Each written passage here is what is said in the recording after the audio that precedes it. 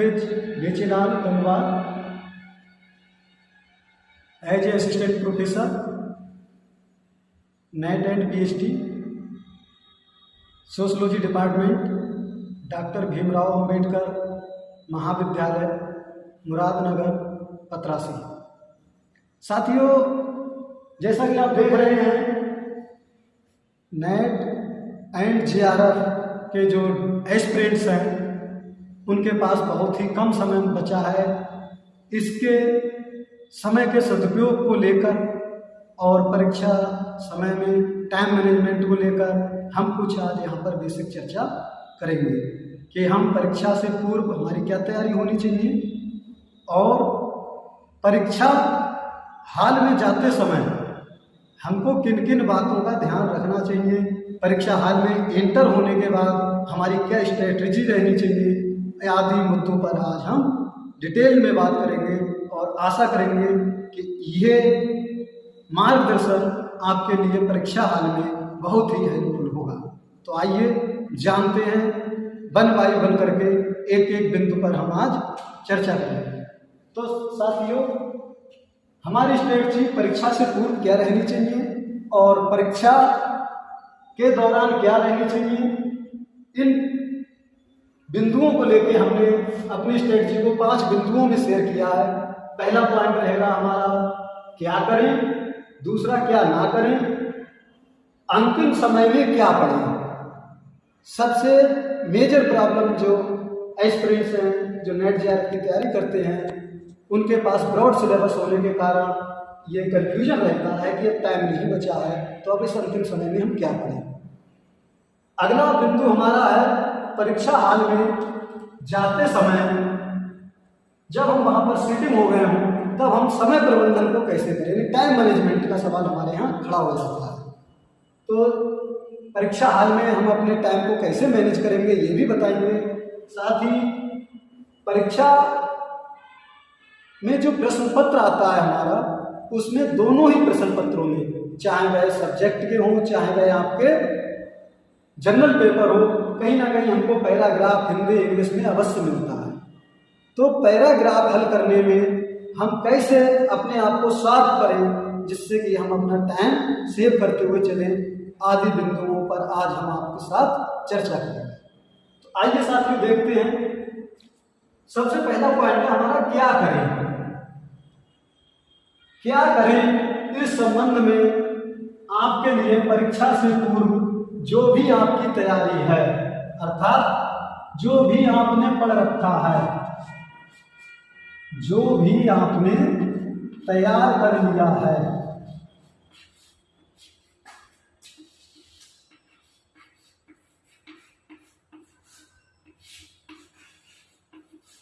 जो भी आपने तैयार कर लिया है, इसी का क्या करें, इसी का रिवीजन करें। इसी का रिवीजन होना चाहिए। दूसरा पॉइंट हमारा आता है क्या ना करें।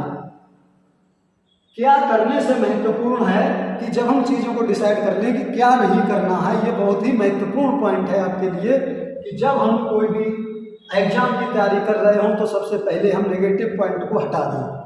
तो परीक्षा के दौरान या परीक्षा से पूर्व की तैयारी के लिए हमें क्या ना करें, अगर ये हमारे साथ क्लियर हो जाए तो हमारी परीक्षा की आधी सीढ़ी वैसे ही पास हो जाती है।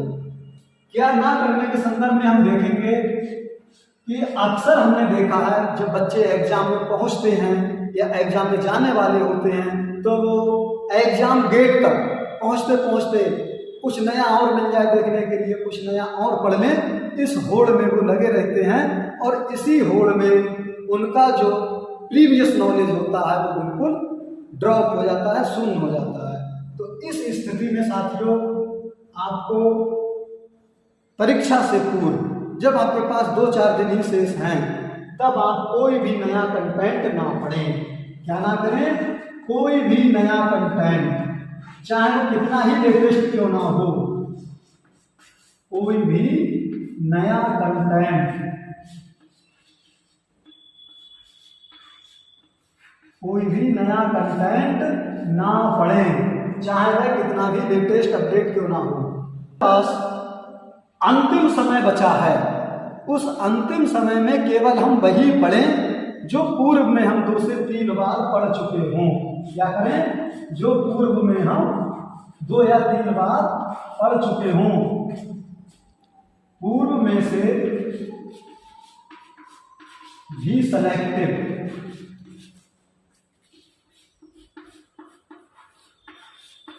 यानी ऐसा कंटेंट जिसको हमने तैयार तो किया है लेकिन उसके कुछ पार्ट जो है हमें सस्पेक्टेड लगते हैं, जो हमारे रिवीजन में नहीं बन पा रहे हैं, तो ऐसे पार्टों को चिन्हित करके हम अपने अंतिम समय में उन पार्टों को मजबूत कर लें रिवीजन के दौरान।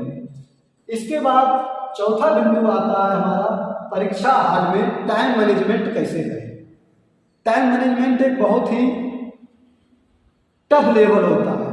किसी भी एग्जाम में यदि आपने टाइम मैनेजमेंट कर लिया तो बची खुची जो बाधाएं हैं, जो शेष बाधाएं आपकी हैं, टाइम मैनेजमेंट करने से क्या होगा, आपका जो हौच पौच की स्थिति बनेगी जिसमें आपको घबराहट होती है, वो केवल टाइम मैनेजमेंट ना होने के कारण होती है। यदि आप परीक्षा में टाइम मैनेजमेंट कर गए तो जो आपके अंदर नेगेटिविटी आती है वो आपकी दूर हो जाएगी। टाइम मैनेजमेंट कैसे करें, प्रश्न इस बात का है। तो सबसे पहले हमें देखना होता है परीक्षा का पैटर्न, परीक्षा की अवधि, क्वेश्चन की संख्या और परीक्षा में मिलने वाला समय।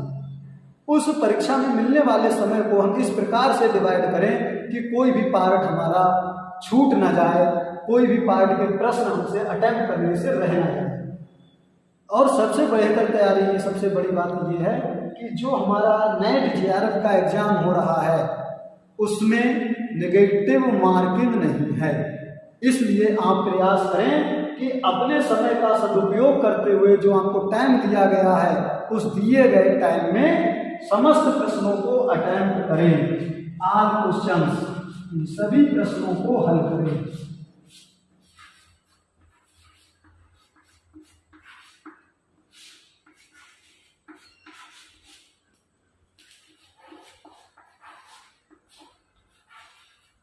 सभी प्रश्नों को हल करें, कोई भी प्रश्न आप छोड़े नहीं।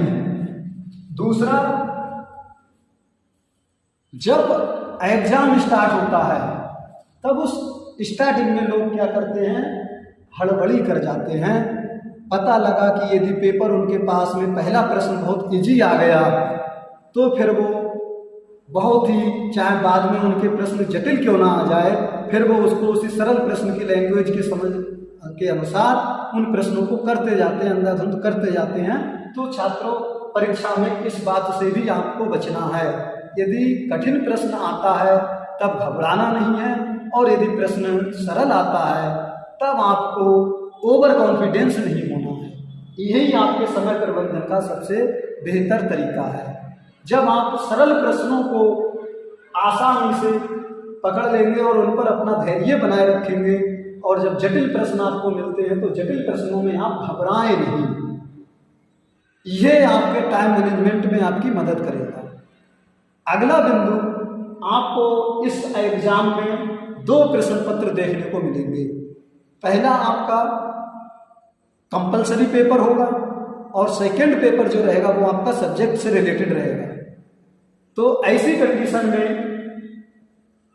मेरे संज्ञानुसार यदि आप सब्जेक्ट वाला पेपर पहले हल करें और उस सब्जेक्ट वाले पेपर को हल करते हुए अपना थोड़ा सा टाइम सेव करके ले जाते हैं, फिर उस सेविंग टाइम को आप फर्स्ट पेपर में लगाएं। क्योंकि फर्स्ट पेपर में क्या होता है, हमको कुछ कैलकुलेटिव पार्ट्स भी आते हैं, उनको हल करने के लिए कुछ टाइम की ज़रूरत होती है। और जो आपका सेकंड पेपर रहता है वो आपका सब्जेक्ट से होता है, जिसमें आपका कहीं ना कहीं टच रहता है, और उसमें प्रश्न यदि आपको आता है तो यस, नहीं आता है तो नो। उसमें आपके लिए ज़्यादा टाइम टेकन क्वेश्चंस पे नहीं करना है, ज़्यादा समय नहीं देना है। यदि आ रहा है तो बढ़ जाइए आगे, नहीं आ रहा है तो उसे छोड़ दीजिए, दूसरा पकड़िए। इस प्रकार आप जब सेकंड पेपर फर्स्ट अटेम्प्ट में करेंगे तब आपका 10 से 15 मिनट सेव होंगे।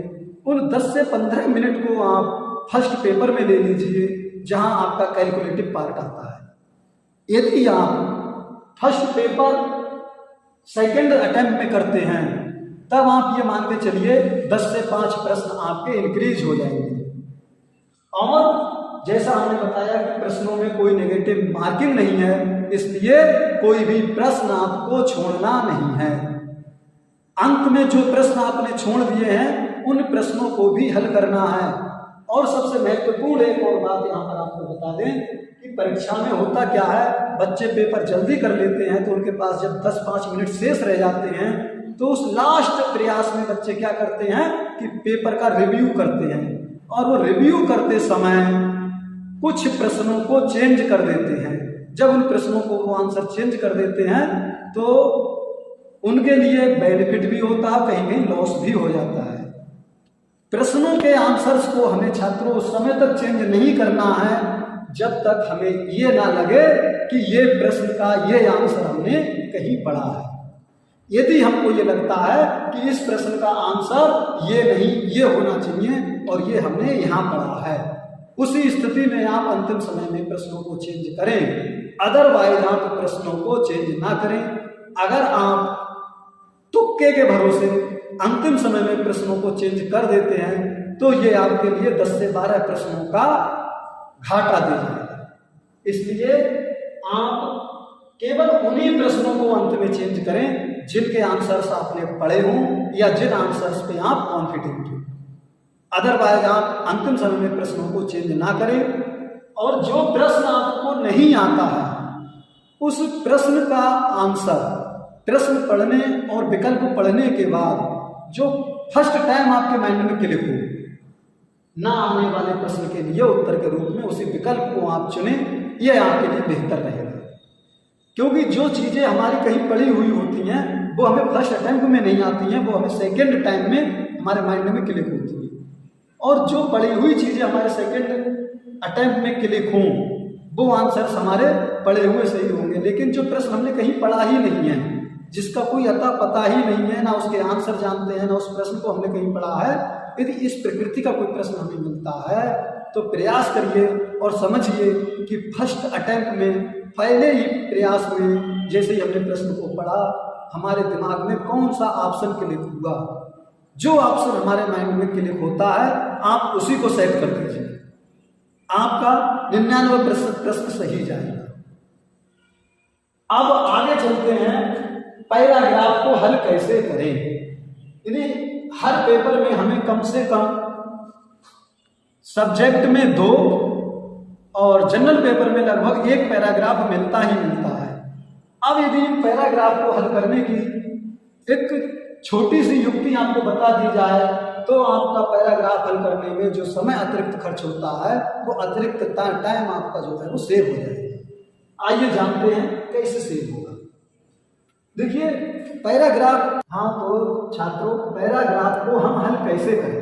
तो ये हल करने के बहुत से तरीके हैं। कुछ लोग पैराग्राफ को पढ़ते हैं, प्रश्नों को पढ़ते हैं, लेकिन उस लिखा पढ़ी में आपका समय वेस्ट होता है। तो ऐसे में आप क्या करें, आप सीधे प्रश्नों पर जाएं, ना कि पैराग्राफ पढ़ने में अपना समय व्यर्थ करें। प्रश्नों पे जाएं, प्रश्नों की अंतिम लाइन और जो आपके 4 ऑप्शंस दिए गए हैं उन ऑप्शंस में से कोई एक विकल्प जब आप उस पैराग्राफ में देखें कि जो प्रश्न हमने पढ़ा है इसकी अंतिम लाइन हमें या पैराग्राफ में कहाँ मिल रही है, और उस अंतिम लाइन में ही उन 4 विकल्पों में से कोई एक विकल्प उस अंतिम लाइन के आगे या पीछे आपको पैराग्राफ में मिल जाएगा। इसलिए आप प्रश्न की अंतिम लाइन को पैराग्राफ में ढूंढने का प्रयास करें और उस अंतिम लाइन में उन विकल्पों को देखें कि कौन से विकल्प से रिलेटेड सेंटेंस उस प्रश्न की अंतिम लाइन के आसपास पैराग्राफ में कहीं दिया है। और यदि आपको ऐसा मिलता है तो आप तुरंत अपने प्रश्न को हल कर लेंगे और पैराग्राफ में पढ़ने में जो समय आपका खर्च होगा वो सेव हो जाएगा। चाहे पैराग्राफ हिंदी में आए या इंग्लिश में आए, आपको पैराग्राफ हल करने की केवल एक यही युक्ति है कि आप सीधे प्रश्न पर जाएं, प्रश्न की अंतिम लाइन को पकड़ें और उस अंतिम लाइन को आप पैराग्राफ में ढूंढें। पैराग्राफ में ढूंढने के बाद आप देखें कि जो आपके 4 विकल्प हैं उसमें से कौन सा विकल्प आपके प्रश्न की अंतिम लाइन के दाएं बाएं आगे पीछे शो हो रहा है। यदि जो विकल्प जो आपका शो हो रहा है वही आपका क्या होगा, राइट आंसर होगा। तो आई थिंक छात्रों, मैं समझता हूँ आज की तैयारी के लिए और आपकी आगामी परीक्षाओं के लिए यदि आप मेरी इस स्ट्रेटजी को फॉलो करते हैं तो आपको 10 से 12 प्रश्नों में इंक्रीज होगा और साथ में 15 मिनट का आप एग्जाम के दौरान अपना टाइम सेव करते हुए चलेंगे। बाकी की जानकारी के लिए हम अगले वीडियो में मिलेंगे। धन्यवाद छात्रों, जय हिंद।